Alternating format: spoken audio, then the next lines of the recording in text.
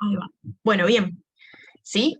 Entonces, ¿se entendió hasta acá? Por ahora solamente hablamos de el pico de estrógeno, que desencadena el pico de LH, o ahí tienen desbloqueado un microfonito. Y 24 horas después del pico de LH ocurre la ovulación, ¿sí? 24 horas, algunos dicen menos, pero cuestión que va como escalonado. Ocurre el pico de estrógeno, después ocurre el pico de LH y después, fíjense que está un poquito más desfasado, ocurre la ovulación, ¿sí? La ruptura de la pared del folículo que permite la liberación del complejo cúmulo ovocitario, ¿sí? El óvulo se va por su cuenta por la trompa de Falopio, listo, después charlamos qué es lo que pasa con ese óvulo. Pero cuestión, nada, después de que ocurre el pico de LH, obviamente empiezan a disminuir la concentración de estas hormonas, ¿sí? Pero queda un nivel basal de LH y de FSH, obviamente, como veníamos hablando antes, nunca queda en cero, ¿sí? Ahora, después de la ovulación, ¿qué es lo que pasa con el resto del folículo que quedaba ahí? ¿Qué habíamos dicho que le pasaba a ese remanente de folículo? Se transforma en cuerpo lúteo. Excelente. Esto que quedó acá, solo se liberó esto, ¿sí? Fíjense, esta pelotita de acá es lo único que se liberó del folículo. El resto del folículo queda dentro del ovario, ¿sí? Acá. Acá, ¿sí? Se libera esto nomás, pero todo el resto del folículo, todo esto, queda dentro del ovario y se transforma a cuerpo lúteo por un proceso que se llama luteinización, que se estudia mucho mejor en histo, ¿sí? Todos los cambios que ocurren. Entonces pasamos de esto a esto, ¿sí? Empiezan a almacenar glucosa, ¿sí? Hidratos de carbono, y le dan este color amarillento porque tiene grasa, ¿sí? Entonces, cuerpo lúteo, ¿sí? O amarillo, también se lo conoce. Ahora, ¿qué pasa? Así como los folículos en maduración producían principalmente estrógeno, cuando tenemos un cuerpo lúteo en el ovario, aumenta la concentración de progesterona, porque lo que principalmente libera el cuerpo lúteo es progesterona. Porque ¿qué dijimos que le empieza a pasar a este cuerpo lúteo? Agarra glucosa y lo transforma en grasa, ¿sí? Y adentro de esa grasa, de esos lípidos, tenemos colesterol. Y dijimos que la principal fuente de progesterona es el colesterol. Va, la principal no, es la única, ¿sí? Pues son hormonas esteroides. Bien, entonces, al tener tanto lípido, se produce principalmente progesterona.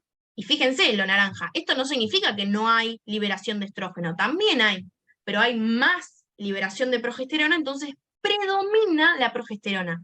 Si ustedes en un oral, al momento de hablar de hormonas o diferentes cosas, dicen la palabra predomina, quedan 10 puntos, ¿sí?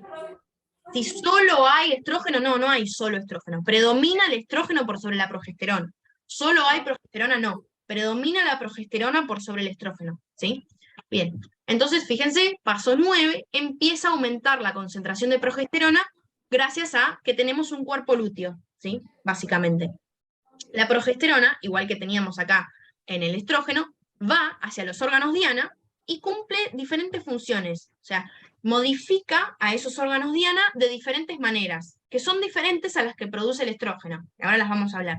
Pero lo mismo, ¿sí? O sea, tenemos el eje y empiezan a generar un efecto en los órganos diana. Ahí muteé a alguien porque estaba prendido el micrófono, ¿sí? Acá tenemos el punto 10, entonces, los efectos de la progesterona, por ejemplo, acá en el endometrio, ¿sí? Ahora, ¿qué empieza a pasar con esto? Acá todo joya, todo excelente, tenemos al cuerpo lúteo liberando progesterona. Pero el cuerpo lúteo no vive para siempre, ¿sí? El cuerpo lúteo tiene una vida media, ¿sí? El cuerpo lúteo, esto es importante, ¿eh? Cuando no hay embarazo, o sea, cuando no ocurre una fecundación, vive hasta 14 días. Sí o sí, clavado 14 días, ¿sí? Solamente 14 días. Ahí te estaba bloqueando otra vez el micrófono de alguien. Fíjense entonces, por eso es que nosotros llamamos a la segunda mitad del ciclo la fase fija, ¿sí? Porque si no hay un embarazo, el cuerpo lúteo solamente vive 14 días y después empieza a degenerar. Fíjense, degeneración del cuerpo lúteo. Entonces le llamamos fase fija porque siempre dura 14 días, ¿sí? Cuando hay embarazo, el cuerpo lúteo llega a vivir hasta 2 meses porque hay una hormona que se genera en el embarazo que estimula que el cuerpo lúteo siga con vida. ¿Saben cuál es esa hormona? De casualidad. La ay, hormona. Ay, no me acuerdo. Pero Dale. sí. La HCG, excelente. La hormona gonadotrofina coriónica humana. ¿Sí? Ay, no me salía. Es un nombre re difícil. La HCG, ¿sí? Bien. Entonces la HCG, producida por el sincicio trofoblasto, lo vamos a ver en la clase que viene, solamente aparece en el embarazo. Igual después van a ver en pato que también aparece en circunstancias patológicas, pero si está todo bien, es producida en un embarazo por el sincicio trofoblasto, ¿sí? Por parte de lo que es la placenta. Entonces, eso estimula al cuerpo lúteo para que se mantenga por 2 meses más hasta que la placenta tenga capacidad de producir sus hormonas y ya no necesita el cuerpo lúteo. Pero sin embarazo, el cuerpo lúteo vive solamente 14 días. A los 14 días empieza, como vemos acá, la degeneración del cuerpo lúteo. Y si el cuerpo lúteo era el principal encargado de liberar progesterona, cuando empieza a degenerar, las concentraciones de progesterona empiezan a disminuir, ¿sí? Y una de las funciones de la progesterona es mantener a las arterias espiraladas, estas de acá, en la superficie del endometrio, ¿sí? Fíjense, el estrógeno, como habíamos dicho, lo que producía era, fíjense cómo está creciendo esto, la proliferación de la capa basal para regenerar a la capa funcional del endometrio, ¿sí? Hasta acá, este nivel es la capa basal y todo este grosor nuevo es la capa funcional. ¿Sí? ¿Por qué necesito regenerar la capa funcional si quiero un embarazo? ¿Qué lógica piensan? Para que se pueda implantar. Excelente. La capa basal no es suficiente para contener a un embrión, ¿sí? Así que necesito una capa mucho más gruesa, que es la capa funcional, ¿sí? Bien. Es como el nidito del embrión, la capa funcional. Entonces, el estrógeno genera la proliferación de la capa basal, la regeneración de la capa funcional y además estimula la elongación de las arterias espiraladas. O sea, que estas arterias con forma de resorte que estaban acá bien basales, bien abajo, se vayan estirando hacia arriba, obviamente porque el nuevo tejido necesita nueva irrigación, ¿sí? Y la progesterona lo que hace es que mantiene a esas arterias espiraladas en la superficie, ¿sí? No hace que se estiren, eso lo hace el estrógeno, pero sí hace que se mantengan hacia arriba. Están arriba y se quedan arriba. Entonces, si empieza a disminuir la concentración de progesterona, ¿qué va a pasar con esas arterias espiraladas? ¿Se van a quedar en la superficie? No. No, ya no tienen el estímulo. Exactamente, ya no tienen el estímulo para quedarse arriba, así que se vuelven a achicar hacia abajo. Cuando yo saco la irrigación de un tejido, ¿qué le pasa a ese tejido? Muere. Muere, ¿sí? Se llama isquemia, cuando un tejido deja de recibir sangre, ¿sí? Por eso también en el MUR van a leer la fase isquémica. No se queden con eso porque ni cátedra 1, ni cátedra 2, ni cátedra 3 tiene el concepto de fase isquémica, pero nada, no importa. Cuestión, el tejido, al no tener más el estímulo de la progesterona, deja de tener irrigación, la capa funcional, y vuelve a morir. Al morir, se descama, se desprende del resto del tejido, y fíjense, punto número 1 otra vez, la menstruación que marca el inicio del nuevo ciclo. Y como se llama ciclo, significa que el punto de inicio y el punto de final es el mismo y se va repitiendo y repitiendo exactamente lo mismo siempre. ¿Sí? Entonces, menstruación, vuelve a arrancar el nuevo ciclo y pasa otra vez lo mismo. Para cerrar, ¿qué tenemos de estos conceptos? Ahora vamos a hablar un poquito de las fases, que las repreguntan las fases del ciclo, pero este concepto de fija y móvil, ¿sí?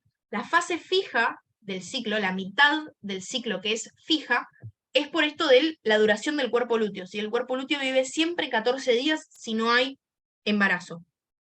Entonces es fija porque siempre dura 14 días. En cambio, la fase móvil se llama móvil porque puede durar nada o un montón, ¿sí? O sea, que la gente tenga ciclos irregulares de cada 6 meses es por esta fase móvil, ¿sí? ¿Por qué? ¿Qué es lo que determina la duración de la fase móvil? cuándo ocurre el pico de estrógeno. ¿Sí? El pico de estrógeno. Porque el pico de estrógeno es el que desencadena el pico de LH que desencadena la ovulación. ¿Se entiende? Hasta que no haya pico de estrógeno, el resto del ciclo no puede ocurrir. ¿Sí? Entonces, por eso se llama móvil, porque puede ser que el pico de estrógeno ocurra a los 5 días. Entonces sería 14 más 5, un ciclo de 19 días.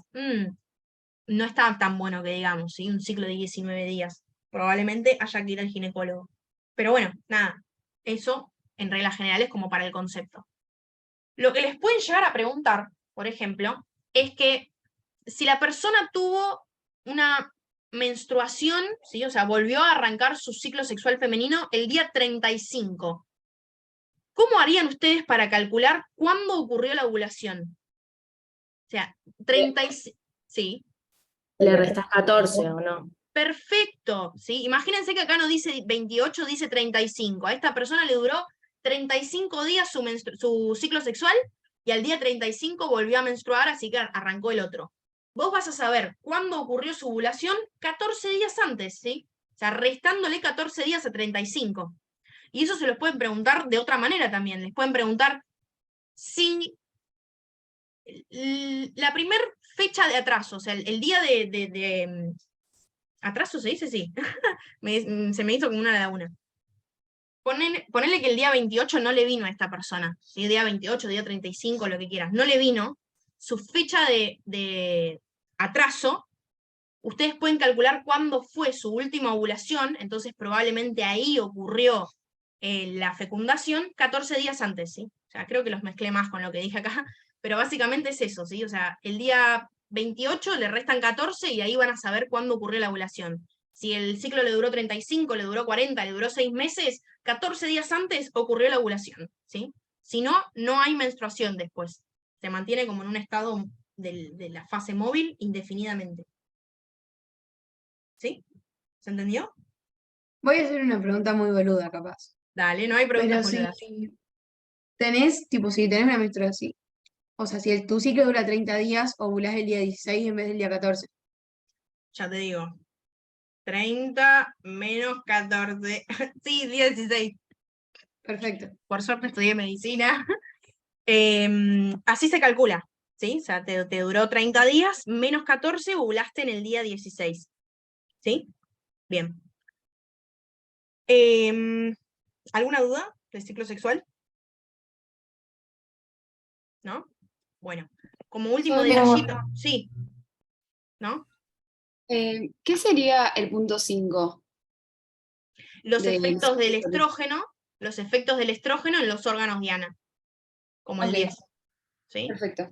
Gracias. Tiqui. Bien, perfecto. Pregunta. Sí, Entonces, lo que desencadena el feedback negativo vendría a ser el estrógeno. sí. Estas son las hormonas que producen el feedback negativo, el estrógeno y la progesterona. ¿Sí? Entonces, el feedback positivo también. El feedback positivo solo del estrógeno. El feedback negativo, esto es un concepto de fisio, no lo tienen que saber ahora, ¿eh? Pero el feedback positivo solo lo hace el estrógeno. Y el feedback negativo lo hacen tanto el estrógeno y la progesterona como todo el resto de los ejes. Sí. ¿Sí? Gracias. De nada. Bien. Estos son los efectos del estrógeno y la progesterona, son importantes saberlos, es una repregunta de oral, una repregunta de examen, háblame de las diferencias entre los efectos del estrógeno y la progesterona, ¿sí? Los que veníamos hablando más o menos ahora, el estrógeno lo que estimula es la proliferación de la capa basal, ¿sí? Del endometrio, para regenerar la capa funcional. Entonces, proliferación y engrosamiento del estroma endometrial, ¿sí? Después lo que hace también es estimular a las arterias espiraladas para elongar. Están bien abajo, pero como se está generando una nueva capa de tejido que necesita sangre, las estimula para crecer hacia la superficie, ¿sí? La elongación. Después, el estrógeno, otra de las cosas que hace, es estimular el cuello uterino, este que veíamos acá, ¿sí? Para liberar un moco con una característica específica, ¿sí? Acá en el cuello uterino hay glándulas que son capaces de liberar un moco, ¿sí? Una sustancia pegajosa. Moco. la característica de ese moco cambia dependiendo del ciclo, del momento del ciclo, porque justamente el estrógeno estimula un tipo de moco y la progesterona estimula otro tipo de moco, ¿sí? Se llama moco porque está compuesto por mucinas. No importa eso. Entonces, el estrógeno estimula el moco E, ¿sí? E de estrógeno, se lo pueden acordar así o lo que quieran, ¿sí? ¿Cómo es este moco E? Es más bien acuoso, tiene un alto contenido de agua. Entonces, piénsenlo ustedes. Si yo acá tengo un alto contenido de agua, para el espermatozoide, supongamos que hubo un coito, ¿va a ser más fácil o más difícil atravesar el cuello uterino? Más difícil. Fácil. Más fácil, exactamente, más fácil porque, nada, es más acuoso, es más fácil de atravesar. Y fíjense que si nosotros nos ubicamos en este momento, el estrógeno produce el moco E, o sea, el fácil de atravesar, antes de la ovulación.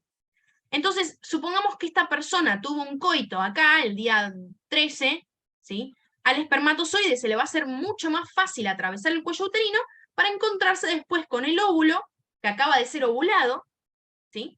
Y que ocurra la fecundación, ¿sí? Todo tiene lógica en biología, ¿sí? No hay porqués, pero todo tiene lógica. Siempre digo la misma frase, no hay porqués en biología. ¿Se entiende? Entonces, el estrógeno estimula en el cuello uterino un moco acuoso, moco E, ¿sí? Después, otra cosa que hace el estrógeno es aumentar las contracciones del músculo liso. ¿Músculo liso de quién? Músculo liso del útero, del miometrio, músculo liso de las trompas de falopio. ¿Por qué? Porque los gametos se están acercando, ¿sí? Y no tienen, wow, harta energía. Necesitan un poco de ayuda. Entonces el músculo liso de estos órganos se va contrayendo, produciendo este movimiento de peristaltismo, ¿sí? Que es la contracción sincrónica del músculo liso, para empujar a los espermatozoides y al ovocito, ¿sí? Es como que les ayudan. Entonces el espermatozoide acá va viajando y el músculo liso se contrae y lo empuja. Y lo mismo con el óvulo acá, para el otro lado, ¿sí? Entonces aumenta la contracción del músculo liso. Lo mismo, queremos que los gametos se encuentren en este momento. Todavía no ocurrió la ovulación, pero ya estamos preparando para el momento, ¿sí? Entonces aumenta la contracción del músculo liso. También aumenta el número de células ciliadas en la trompa de falopio, esto que habíamos hablado, la trompa de falopio, acá adentro tiene células que tienen pelitos, cilios, entonces el estrógeno aumenta esos cilios para que vayan barriendo al óvulo, ¿sí? O al espermatozoide cuando llegue a ese punto, ¿sí? Y después, esto es un concepto muy de fisio, pero bueno, lo que hace el estrógeno también es aumentar los receptores para la progesterona, ¿sí? Entonces fíjense, acá aumenta el estrógeno, y por ejemplo acá en el endometrio, aumenta los receptores para la progesterona que viene después. La progesterona no hace lo mismo con el estrógeno, pero bueno, nada, eso es un concepto muy de fisio, ¿sí? Y después la progesterona los pueden pensar como efectos medio que contrarios, ¿sí? No todos son contrarios, pero sí medio como que son opuestos. Entonces la progesterona, ¿qué es lo que hace? Va a las glándulas uterinas, ¿sí? Estas que habíamos hablado antes, y las estimula para verse con esta forma de serrucho que estudian en histo. Bien, y lo que hace es aumentar las secreciones de esas glándulas uterinas y tubáricas, o sea, las de la trompa de falopio también, ¿sí? Ricas en nutrientes. ¿Qué significa esto? Que liberan glucosa, lípidos, ¿sí? Esto que vemos acá son las glándulas. ¿Y por qué es importante que liberen nutrientes? ¿Quién se está por acercar? El cúmulo ovocito. El endometrio, por ejemplo, pero en el endometrio, ¿llega ahí el cúmulo ovocitario? No, el espermatozoide. Ahí va. El cigoto no llega, ahora lo vamos a ver la clase que viene, pero el embrión, ¿sí? Llega el embrión.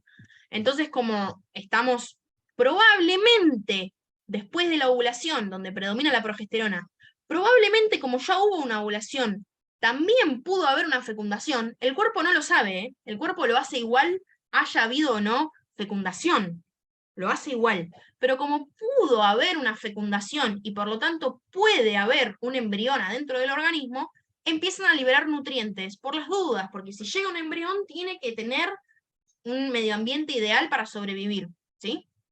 Entonces, Por eso se le dice alimentación mucotrófica. excelente, exactamente. Sí. Me confundí, pero ahora sí lo entendí. Ahora sí. Ahí va. Sí, sí. Tanto las trompas de falopio como las glándulas uterinas van a liberar esta mucosa, ¿sí? Estos nutrientes, y trófico significa de alimentación. Entonces, mucotrófica porque se alimentan de este moco que van liberando las glándulas, tanto tubáricas como uterinas, ¿sí? Después, lo que habíamos hablado, el mantenimiento de las arterias espiraladas en la superficie endometrial, ¿sí? El estrógeno las elonga y la progesterona las mantiene ahí. Cuando baja la progesterona, vuelven para abajo, entonces ocurre la menstruación. El moco del cuello uterino, que estimula la progesterona, se llama moco G, progesterona de último, se lo acuerdan así, ¿sí? Que en este caso tiene mucho menos contenido de agua, es bien espeso. Entonces, de nuevo la pregunta, ¿va a ser más fácil o más difícil para un espermatozoide atravesar el cuello uterino ahora? Más difícil. Más difícil. Y tiene lógica igual si se lo ponen a pensar, porque ya ocurrió la ovulación. Yo no quiero que sigan apareciendo nuevos espermatozoides, ¿sí? Y además, ya ocurrió la ovulación, o sea que puede haber un posible embrión. Quiero evitar cuanto antes que pasen microorganismos a través del cuello uterino también. Entonces se genera un moco espeso, con poca cantidad de agua, casi que imposible de atravesar, ¿sí? Este es el típico método calendario que utilizan para saber cuándo se puede tener relaciones sin protección. No lo hagan, porque están las enfermedades de transmisión sexual, es muy poco específico, no sirve realmente como método anticonceptivo el método calendario, pero básicamente eso es lo que usan, ¿sí? Como se sabe que después de la ovulación, o sea, después del día 14, con el predominio de progesterona, el moco uterino, del cuello uterino, es más espeso, se lo usa como método anticonceptivo. ¿Qué hace la progesterona? Relaja el músculo liso, ¿sí? A diferencia del estrógeno que aumentaba la concentración. ¿Por qué? Por lo mismo. Porque ya no quiero ayudar a nuevos espermatozoides acá a atravesar el aparato reproductor.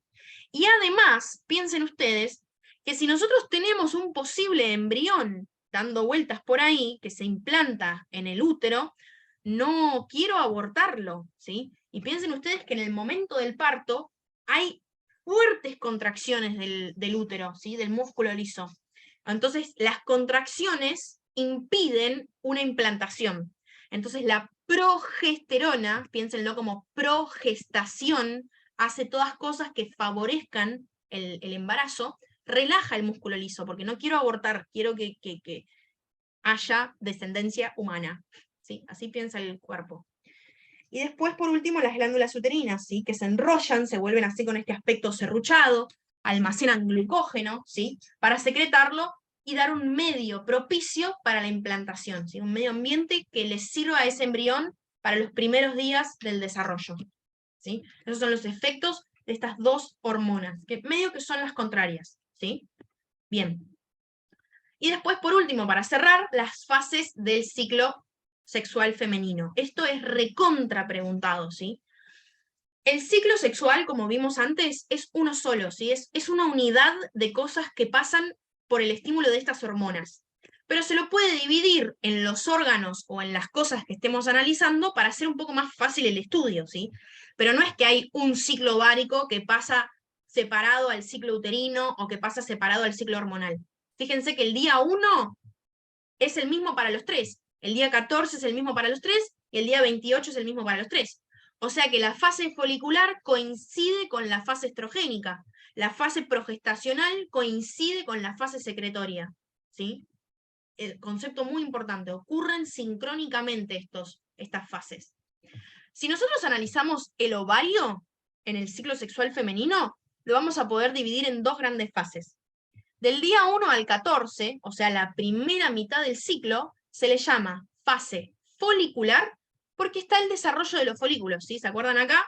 Que la FSH estimulaba la maduración de los folículos. Bueno, por eso se le llama fase folicular, ¿sí? Porque están creciendo, tiqui, tiqui, tiqui, los folículos, ¿sí? Después, en el día 14, por el pico de estrógeno y después por el pico de LH, ocurre la ovulación y habíamos dicho que el remanente del folículo que quedaba se transformaba en cuerpo lúteo. Así que la segunda mitad del ciclo, del día 14 al 28, lo llamamos fase lútea, ¿sí? Folicular y lútea. Son las dos fases que hay en el ciclo ovárico. Después tenemos lo que es el ciclo hormonal, ¿sí? O sea, analizando cómo se ven las concentraciones de hormonas ováricas, en este caso, ¿sí? Entonces, en la fase folicular, habíamos dicho que en la maduración de folículos, lo que principalmente se liberaba era estrógeno, ¿sí? Predominaba el estrógeno por sobre la progesterona.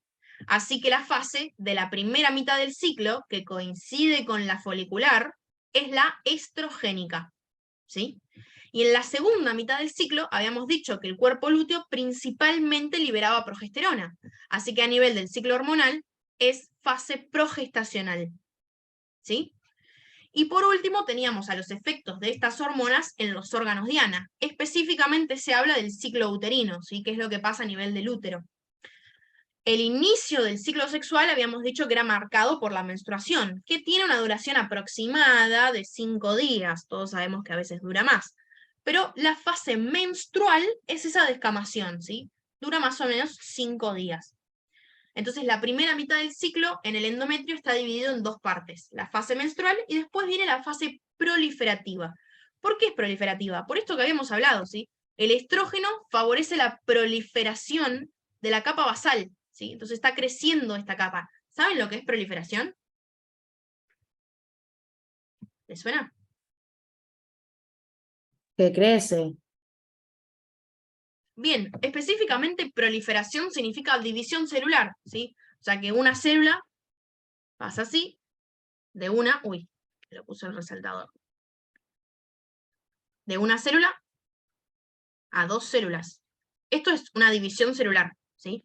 Cuando vos tenés muchas divisiones celulares, estás aumentando el número de células. Esto se conoce como proliferación, que se vayan dividiendo, muchas mitosis, ¿sí? Bien, entonces, fase proliferativa porque el estrógeno estimula la proliferación de la capa basal, y fíjense que acá traté de esquematizarlo con lo que vemos acá en el fondo, está creciendo la capa funcional, ¿sí? Proliferando. Bien, lo que prolifera es la capa basal, ojo, bien, por las dudas.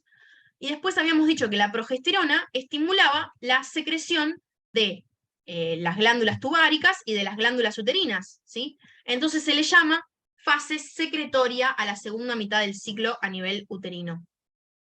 ¿Sí? Bien.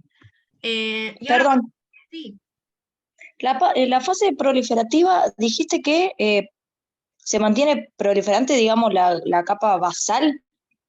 sí, exactamente. La capa basal es la que prolifera y genera Estimula, nuevas células. Sí. para estimular la capa funcional. Claro, o sea, la capa basal se va dividiendo, va generando nuevas células que las va depositando por arriba suyo, por así decirlo, para regenerar a la capa funcional. ¿Y la secretora, qué sería? Secretoria esa. Y la secretoria es porque las glándulas que vemos acá, ¿sí? Están liberando, están secretando estos componentes que hablamos ricos en nutrientes, ¿sí? Para un posible Listo. embrión que esté llegando. Perfecto, gracias. No, de nada. Bien. ¿Alguna duda? Yo lo que me había olvidado de preguntarles, que me gusta hacer esta pregunta porque la suelen hacer, es con respecto a ¿quién es el verdadero encargado de que se genere la ovulación? O sea, ¿qué evento es el que verdaderamente desencadena la ovulación? ¿El aumento de El pico estrógeno? LH. Ah, ahí dijeron las dos. ¿El aumento de estrógeno o el aumento de LH? ¿Qué piensan? El Para mí pico el del- de estrógeno. Para mí el aumento de estrógeno estrógeno. aumentaba el pico del LH después, y por Ah. eso la ovulación. Ahí va. Claro, si no hubiera aumento de estrógeno, no habría aumento de hormona luteinizante. Del pico del H. Excelente, me encantó. El verdadero desencadenante de la ovulación es el pico de estrógeno, ¿sí? Por eso es que hablamos de la fase móvil. Hasta que no haya un pico de estrógeno, el resto del ciclo no se desencadena. Así que el verdadero generador, Evento. ¿eh? Evento, el verdadero evento, digamos. Que genera la ovulación, gracias, es el pico de estrógeno. el que estimula la ovulación, el que produce que se rompa la pared del folículo, es el pico de LH, eso está perfecto, ¿sí? Y recuerden siempre por las dudas agregar el pico de FSH, porque ocurren los dos, ¿sí? Entonces, sí, es verdad, la ovulación se da por el estímulo del pico de LH, pero el pico de LH no se va a dar nunca si no hay un pico de estrógeno, ¿sí? Así que esa es la preguntita que siempre suelo hacer. Bien, ahora arrancamos con fecundación. ¿Cómo vienen? ¿Bien? Pregunta, entonces, Bien, si bien. nos preguntan, decimos pico de estrógeno, no de LH. Le aclaras, si te lo preguntan en un oral, vos decís, el generador de la ruptura del folículo, o sea, el que genera la ruptura del folículo es el pico de LH, pero sin pico de estrógeno no habría pico de LH. Si en un choice vos ves una opción que dice pico de estrógeno o pico de LH, dependiendo de lo que diga el enunciado, ¿no? Dice, ¿quién genera la ovulación? Teóricamente yo me tiraría más por el pico de LH, pero porque te está preguntando quién genera la ovulación, ¿sí? El pico de estrógeno produce pico de LH. ¿Se entiende lo que estoy tratando de explicar ahora? Sí. Bien. Sí. Si en un oral te lo preguntan, sí, explayate un poco más y decí que sin pico de estrógeno no habría LH, pero en un choice, lo que sí he visto en choice es que preguntan las tres cosas. Tipo, ¿quién es la causa de la ovulación? Y es pico de estrógeno y pico de LH y FSH, ¿sí? Por las dudas, porque lo he visto en un choice. Nada, eso. Bien. Ok, perfecto. ¿Estamos? Bien. Arrancamos con fecundación. ¿Tienen alguna duda de lo que vimos hasta ahora? Fecundación lo hacemos más rapidito igual. Bueno, si les hacen una pregunta de un tema, ustedes tienen que ser capaces siempre de hacer una intro, ¿sí? O sea, no empiecen a escupir conceptos, sean organizados. Les preguntan fecundación, digan la definición, ¿sí? ¿Cuál es la definición de fecundación? Y ahí empiezan a hacer todo el cuentito. Lo mismo con ciclo sexual. El ciclo sexual son los cambios que sufre el organismo para preparar para el embarazo, bla, bla, bla, que consta de un control hormonal del ciclo que tiene tal y tal nivel y bla, bla, bla. Sean ordenados, eso garpa un montón en el oral, o sea, realmente puede cambiar de un 7 a un 10 la nota, ¿sí? Por ser ordenados, por hablar fuerte, gritando, ¿sí? Bueno, no le griten así en la cara al docente, pero un tono de voz elevado que marque como seguridad, garpa un montón en el oral. Bien, entonces, fecundación. ¿Qué es la fecundación? Es una serie de eventos, díganlo así porque queda re lindo, porque no es un solo paso, son múltiples pasos. Entonces, es una serie de eventos que van desde un punto hasta un punto y culminan en la formación de una célula huevo, una nueva célula huevo, ¿sí? Los puntos que van dependen de la ¿cómo se dice? De la bibliografía. El florestoma, que va desde el transporte de los gametos hasta la anfimixis. El Carson va desde el encuentro de los gametos, ahora lo vamos a ir viendo paso por paso, no se preocupen.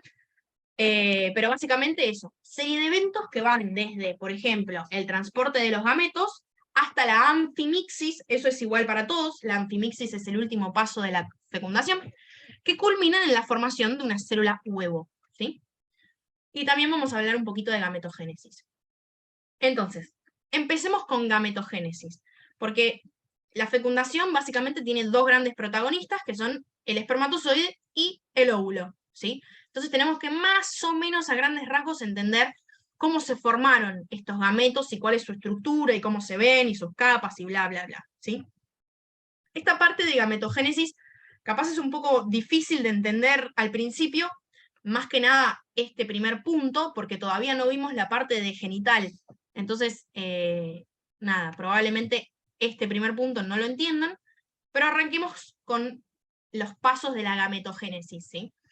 El primer paso es el origen de las células germinales, ¿sí? O sea, los gametos.